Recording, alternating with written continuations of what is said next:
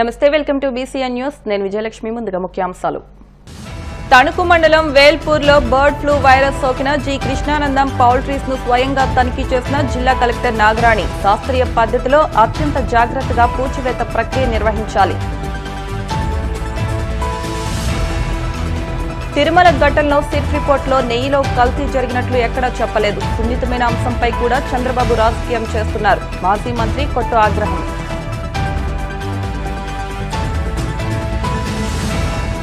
ఆకివీడు మండలం సిద్దాపురంలో శాస్త్రోక్తంగా శ్రీ పర్వతవదిని సమేత రామలింగేశ్వర స్వామి ఆలయ పునఃప్రతిష్ఠ మహోత్సవం.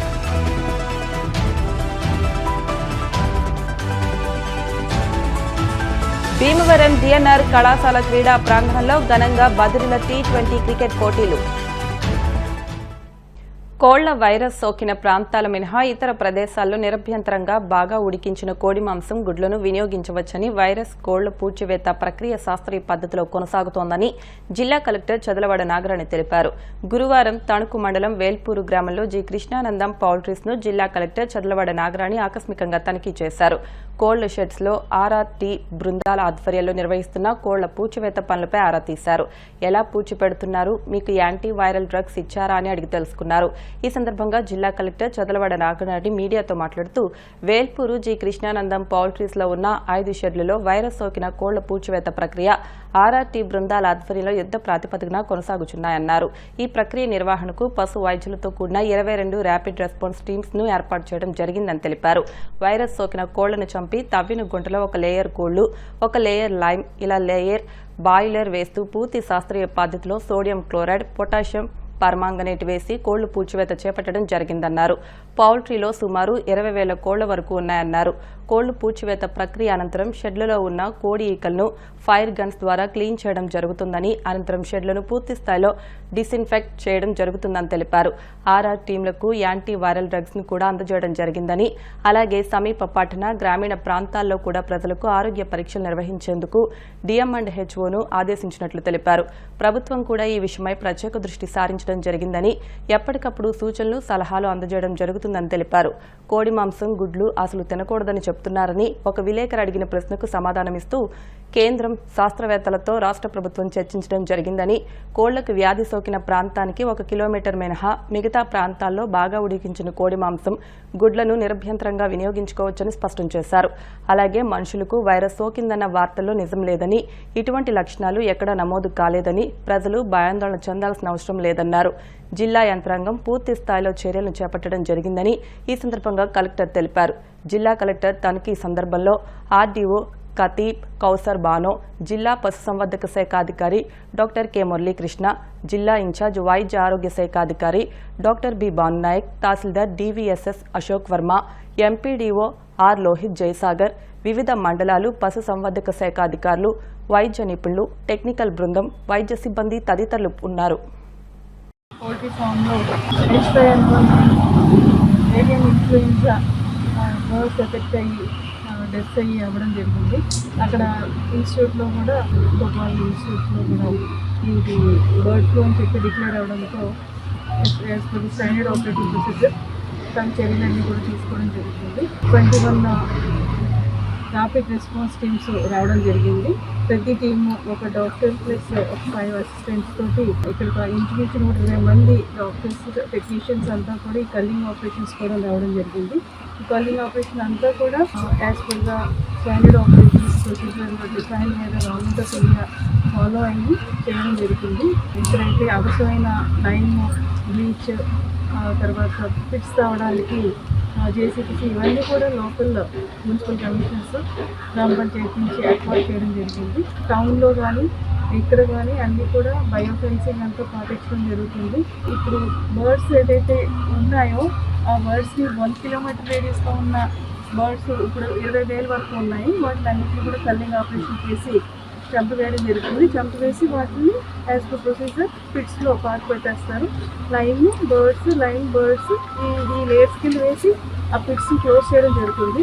ఏదైతే ఫామ్స్లో ఖాళీ అయినాయో విత్ ఇన్ 1 కిలోమీటర్లో 5 ఫామ్స్ ఉన్నాయని చెప్పేసి ఉన్నాయండి. ఆ 5 ఫామ్స్లో కూడా బర్డ్స్ తీసేసిన తర్వాత complete disinfectant, formaldehyde, sodium hypochlorite, potassium permanganate ఇవన్నీ కూడా డిస్ఇన్ఫెక్టెంట్స్ పెట్టి క్లీన్ చేయడం జరుగుతుంది. ఈవెన్ బర్డ్ ఫెదర్స్ కూడా లేకుండా ఫైర్ గన్స్ తోటి వాటిలన్నింటినీ కూడా క్లియర్ జరుగుతుంది. అట్లాగే విలేజెస్ లో కూడా టౌన్ లో అంతా కూడా శానిటేషన్ మెజర్స్ అన్ని కూడా తీసుకుంటున్నాము. తర్వాత మెడికల్ అండ్ హెల్త్ నుంచి ర్యాపిడ్ టీమ్స్ అన్ని ఫామ్ చేసి time to time surveillance of public health ఎట్లా ఉండదు అనేది తీసుకుంటున్నాము. అట్లాగే ఈ టీంలో పాల్గొన్న డాక్టర్స్ అందరికీ కూడా యాంటీవైరల్ డ్రగ్స్, యాంటీవైరల్ డ్రగ్స్ అన్ని ఇవ్వడం కూడా జరిగింది. That we are taking necessary care. And public ముఖ్యంగా ఏంటంటే nothing to worry that even all the government is taking complete care. మనకి అక్కడి నుంచి కూడా టైం టు టైం ఇంకా ఇన్ఫార్మ్ గైడ్ చేస్తూ ఉంది. కంటిన్యూస్గా టచ్లో ఉన్నామండి. ఎట్లా అంటే మన టీమ్స్ అంతా కూడా సర్వీలెన్స్ చేస్తూ ఉన్నాము. ఏదన్నా ఈ ఇబ్బంది ఉన్నవారు ఏదన్నా అంటే కూడా వాళ్ళకి మనం స్వాబ్స్ తీసుకుని టెస్టింగ్ అది పంపించడం జరుగుతుంది. పాజిటివ్ కేసెస్ లేవు. సిమ్టమాటిక్ టీటీడీ టెండర్లలో ఉల్లంఘనలకు పాల్పడ్డారంటూ నలుగురిని సిట్ అరెస్ట్ చేసిన ఘటనను శ్రీవారి లడ్డూకి వాడే నెయ్యిలో కల్తీ ఆరోపణలకు ముడిపెట్టడం ఒక్క చంద్రబాబుకు మాత్రమే సాధ్యమని మాజీ మంత్రి కొట్టు సత్యనారాయణ మండిపడ్డారు. తాడేపల్లిగూడెంలో ఆయన మీడియాతో మాట్లాడుతూ శ్రీవారి లడ్డూలో కల్తీ నెయ్యి వినియోగించారంటూ ఎటువంటి ఆధారాలు లేని ఆరోపణలు చేయడంపై సుప్రీంకోర్టు ముట్టుకాయలు వేసినా చంద్రబాబులో మాత్రం మార్పు రాలేదని ఆగ్రహం వ్యక్తం చేశారు.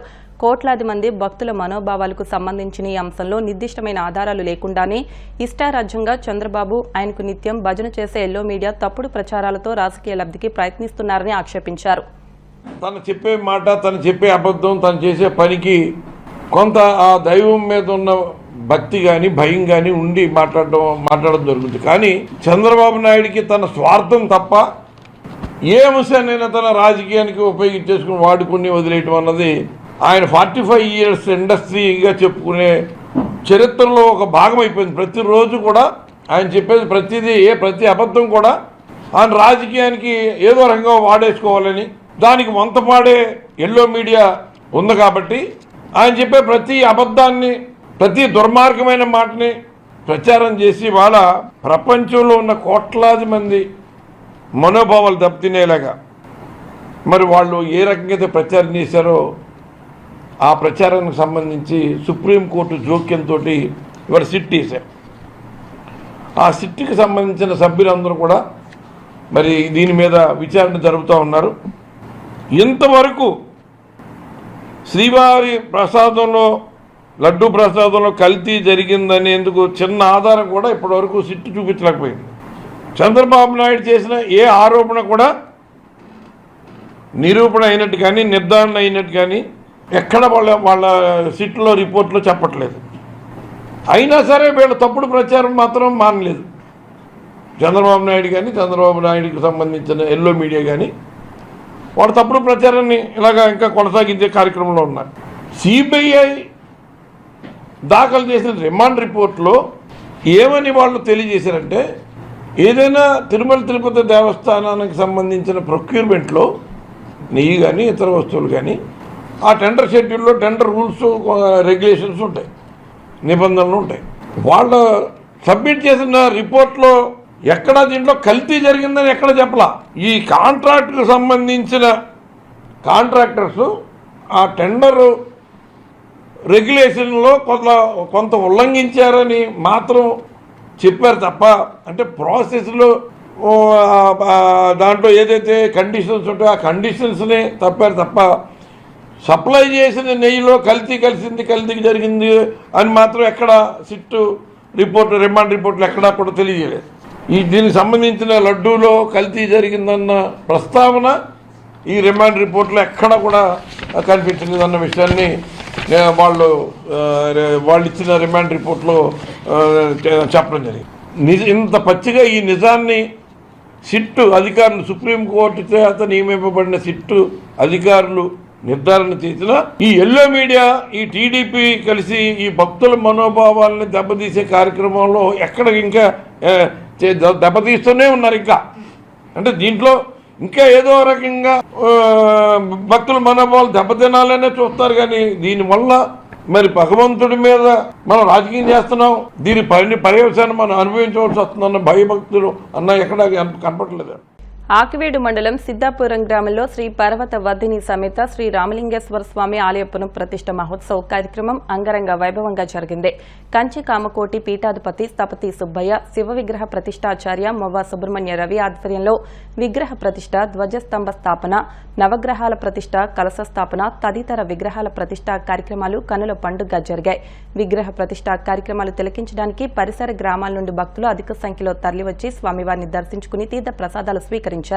అనంతరం అఖండ అన్న సమారాధన జరిగింది. ఈ కార్యక్రమంలో ఆలయ నిర్మాణ committee chairman Bhupathiraju Thimmaraju, committee సభ్యులు, గ్రామస్తులు పాల్గొన్నారు.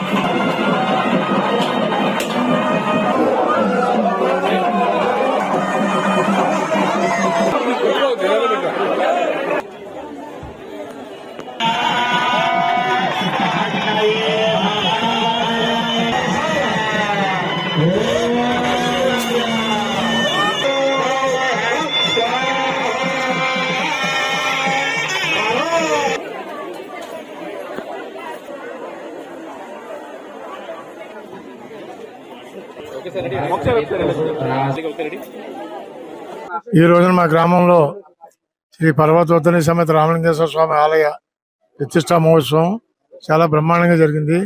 గ్రామస్తులు కానీ బయట నుంచి వచ్చే వ్యక్తులు కానితో మా గ్రామం అంతా పండుగ వాతావరణం నెలకొంది.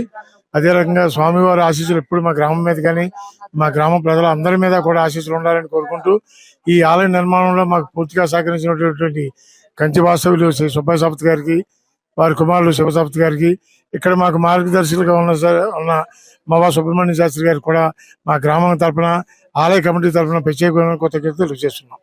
గణాధిపతి నమః. శ్రీ గురుభ్యో నమః. హరి ఓం. మన సిద్ధాపురం గ్రామంలో వేయించేస్తున్నటువంటి పర్వతవర్ధిని సమేత రామలింగేశ్వర స్వామి వారి యొక్క ఆలయ ప్రతిష్ట పాంచాన్విక దీక్షా మహోత్సవంగా ఈరోజు పరిసమాప్తమైంది. ప్రతిష్టా కార్యక్రమం ఈరోజు స్వామివారికి విశేషమైనటువంటి యంత్రస్థాపన, బింబస్థాపన, మహాపూర్ణాహుతి, కుంభాభిషేక కార్యక్రమాలన్నీ కూడా దిగ్విజయంగా భక్తుల యొక్క అందరి సహాయ సహకారాలతోటి నిర్వర్తించడం జరిగింది.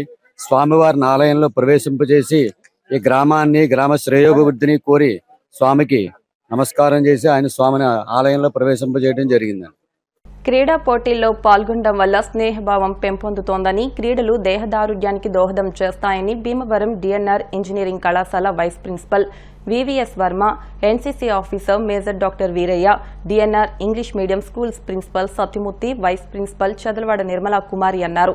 భీమవరం డిఎన్ఆర్ కళాశాల గన్నాబత్తులవారి క్రీడా మైదానంలో పశ్చిమ గోదావరి జిల్లా sports federation of deaf association ఆధ్వర్యంలో జరుగుతున్న 5వ రాష్ట్ర స్థాయి బదిరిల T20 క్రికెట్ టోర్నమెంట్లో భాగంగా 2వ రోజు పోటీలను వారు ప్రారంభించి మాట్లాడారు. ప్రతి క్రీడాకారుడు క్రీడా స్ఫూర్తితో ఆడి గెలుపు ఓటములను సమానంగా స్వీకరించాలని, ఓటమి గెలుపునకు నాంది పలుకుతుందని గుర్తు చేశారు. 2 రోజుల పాటు రాష్ట్ర స్థాయిలో బదిరీల క్రికెట్ పోటీలు నిర్వహించడం అభినందనీయమని అన్నారు.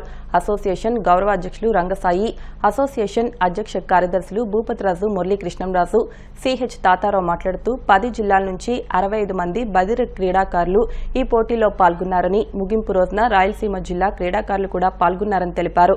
జోన్ 1, 2, 3, 4 శ్రీకాకుళం, విజయనగరం, విశాఖపట్నం, తూర్పు, పశ్చిమ గోదావరి, కృష్ణా, గుంటూరు, ప్రకాశం, నెల్లూరు, రాయలసీమ జిల్లాల విభాగాల్లో పోటీలు జరుగుతున్నాయన్నారు.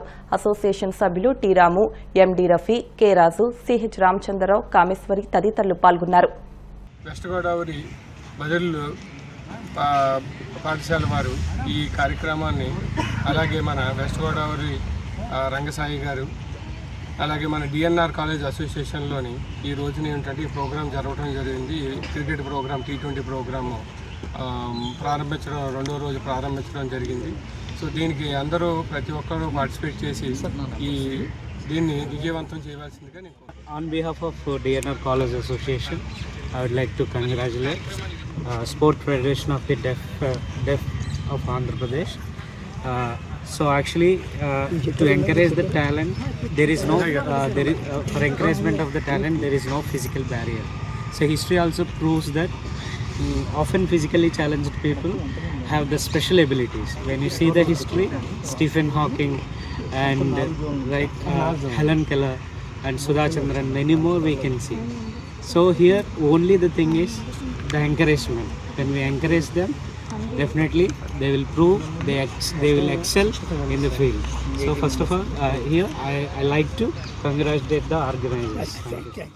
గన్నా బత్తుల వారి క్రీడా ప్రాంగణంలో అత్యంత ప్రతిష్టాత్మకమైన ప్రాంగణంలో మన నిరంతర సేవా తపస్వి రంగసాయి గారి ఆధ్వర్యంలో యొక్క పశ్చిమ గోదావరి జిల్లాల బదిరుల యొక్క 9 జిల్లాల నుంచి వచ్చిన బదిరుల స్కూల్స్ నుంచి వచ్చిన యొక్క T20 క్రికెట్ టోర్నమెంట్ ఇలా ప్రారంభం అవటం నిన్న యాజమాన్యం వారి సహకారంతో ఎమ్మెల్యే గారు చేతుల మీదుగా జ్యోతి ప్రజ్వలన చేసి ప్రారంభించారు.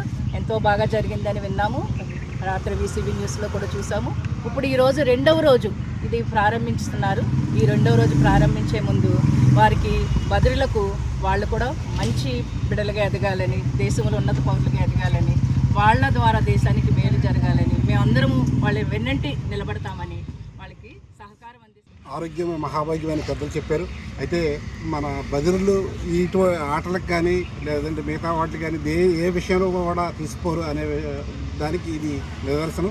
మన DNR కళాశాల మహోన్నత ప్రాంగణంలో చక్కటి ఈ క్రీడ నిర్వహించడం గర్వకారణం. అయితే ఈ కార్యక్రమానికి ఎంతోమంది దాతలు సహకరించడం కూడా చాలా ముదావహం. అందులో ముఖ్యంగా మనకి శ్రీ వెలకపూడి రామకృష్ణ గారు, వైజాగ్ ఎమ్మెల్యే గారు, వారు పిల్లలకి కావాల్సినటువంటి భోజన వసతి కల్పించడం వారికి అభినందించదగ్గ విషయం. సో వారికి ప్రత్యేకంగా మన DNR కళాశాల ప్రాంగణంతో తరపున కృతజ్ఞతలు తెలియజేస్తున్నాం. అలాగే ఎవరైతే పార్టిసిపేట్ చేస్తున్నారో వాళ్ళకి చక్కటి క్రీడా స్ఫూర్తితో మంచి విజయాలుగా జరగాలని DNR కళాశాలలో మరి 5వ రాష్ట్ర స్థాయి బదీరా డెఫ్ఎంఎం క్రికెట్ టోర్నమెంట్ని నిన్న ఎమ్మెల్యే గారి చేతుల మీద ప్రారంభించారు.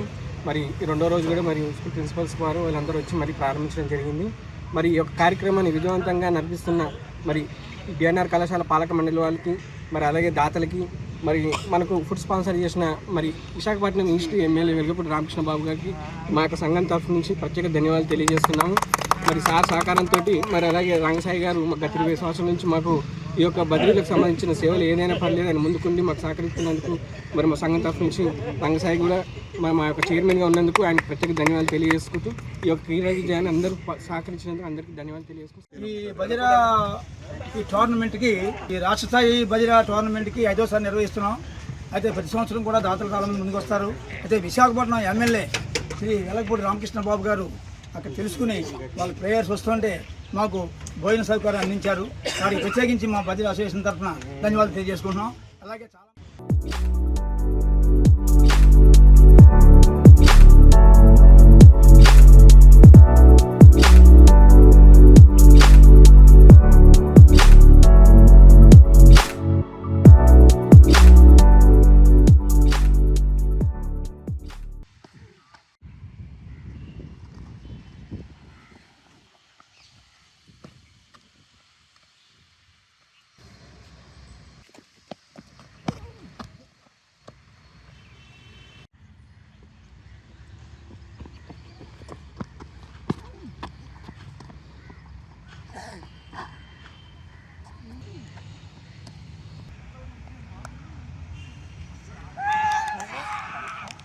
ఇప్పుడు కాసేపు ప్రకటనలు.